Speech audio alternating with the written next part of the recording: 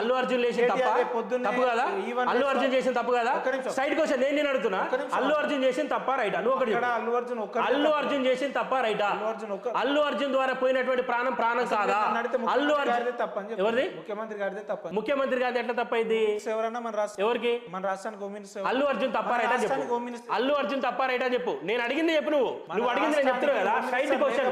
అల్లు అర్జున్ చేసినటువంటి దుర్ఘటన లోపల, తన పబ్లిసిటీ కోసం చేసినటువంటి దాంట్లోపల ఒక ప్రాణం పోయింది. ఆ ప్రాణం అనేటువంటి దానికి విలువ లేదా? రెండో విషయం నువ్వు చెప్పు. ఇక్కడ 2 పాయింట్లు. తెలంగాణ గడ్డ మీద ఉంటే తెలంగాణ ప్రజల ఓట్లతోటి నేను చెప్పేది కూడా వినాలి కదా. తెలంగాణ రాష్ట్రానికి హోంమంత్రి లేకపోవడం వల్ల ఇంటెలిజెన్స్ వ్యవస్థ ఫెయిల్ అయ్యి పోలీస్ వ్యవస్థ అక్కడ ఒక మిస్టేక్. ఇంకొకటి సెకండ్, ఈ సినిమాలకు బెనిఫిట్ షోలకు పర్మిషన్ ఇచ్చిందే మీ ప్రభుత్వం.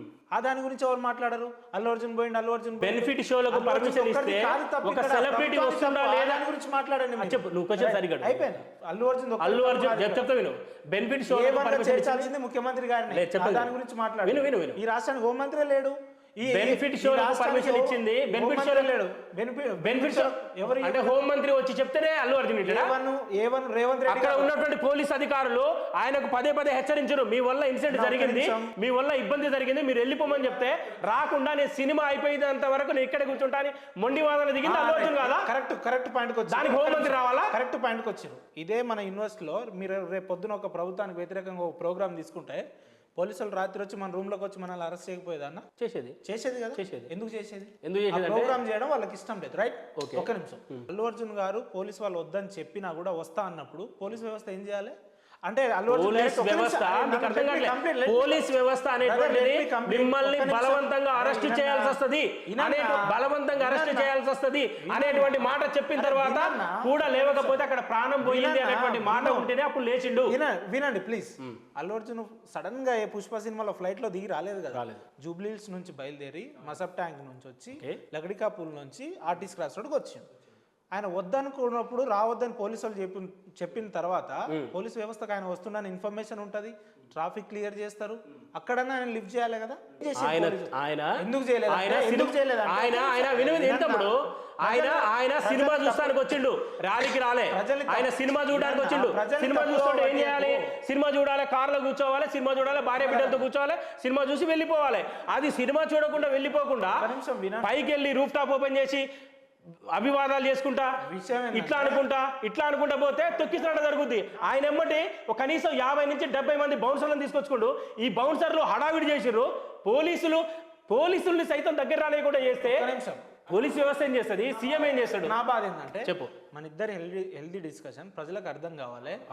మనం చేపల మార్కెట్లో కుక్కలు ఉన్నట్టు వస్తే కాదు. విషయం ఏంటంటే A1 గా రేవంత్ రెడ్డి గారిని చేర్చాలంటున్నాను. నేను అంటున్నాను ఎందుకు, ఒక్క నిమిషం ఎందుకు ఆ మాట అంటున్నా అంటే రాష్ట్రానికి హోం మంత్రి లేకపోతే సినిమా తీయమని చెప్పింది రేవంత్ రెడ్డి A1 గా చేయడానికి, లేదంటే ర్యాలీగా రమ్మని చెప్పి రేవంత్ రెడ్డి. పుష్ప సినిమా టాపిక్ పక్కన పెట్టండి. లగచర్లలో కలెక్టర్ మీద దాడి జరిగింది, పోలీస్ వ్యవస్థ లేదు అని అంటే హోమ్ మినిస్టర్ లేకపోవడం. ఒకటే క్వశ్చన్, పుష్ప సినిమా విషయం లోపల నువ్వు కంగారు పడద్దు.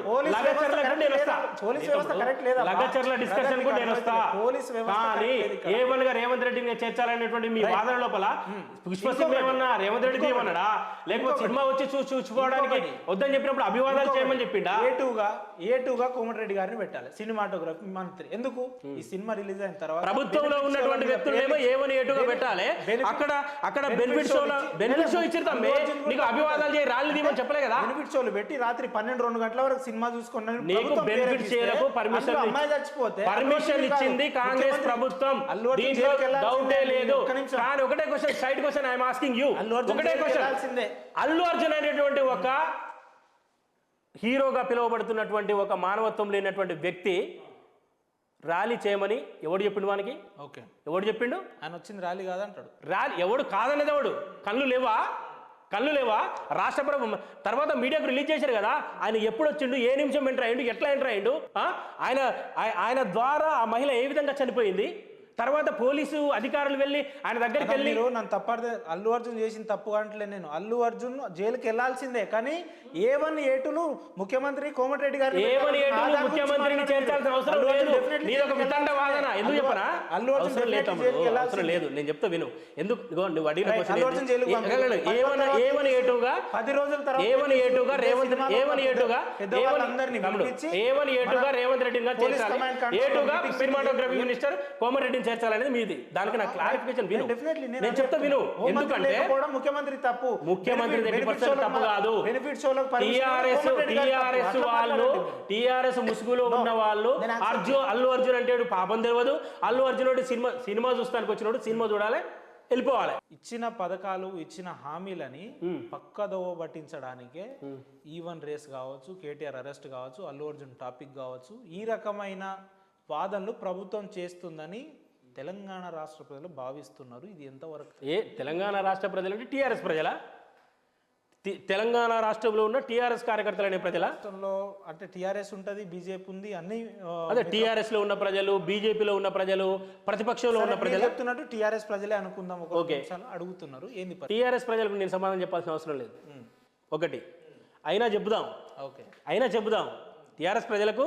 ఎందుకంటే వాళ్ళందరూ ఆ దొర గడిలో ఉండేటువంటి మెడకు గొలుసేసుకునేటువంటి వాళ్ళు ఎవరు నాయకులు, వాళ్ళు ఆరోపిస్తారు. వాళ్ళ గురించి కాదు, ప్రజలకు అన్నావు కదా, ప్రజలకు చెప్తాం సమాధానం. ప్రజలారా, టీఆర్ఎస్ ప్రజలారా, మీ అందరికి చెప్తున్నా, జరిగినటువంటి అవకతవకల్ని జరిగినటువంటి తప్పుల్ని సరిదిద్దుకోకుండా ఏ వ్యక్తి కానీ, ఏ వ్యవస్థ కానీ, ఏ ప్రభుత్వం కానీ ముందుకెళ్ళడం అనేటువంటిది కాస్త అసహజంగాను, అవివేకంగాను, అసంస్కృతిగాను ఉంటుంది. ఒకటి.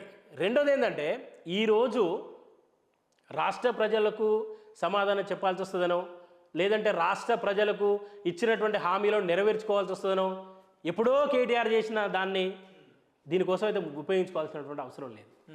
అల్లు అర్జున్ ఇష్యూ అనేటువంటిది ఏమన్నా రేవంత్ రెడ్డి గారు కలగన్నారా?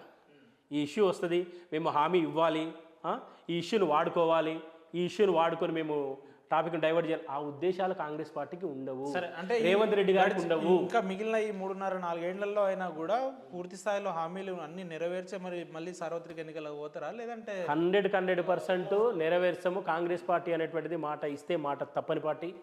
తను ఇచ్చినటువంటి మాట కోసం ఎంత దూరమైన వెళ్ళేటువంటి పార్టీ.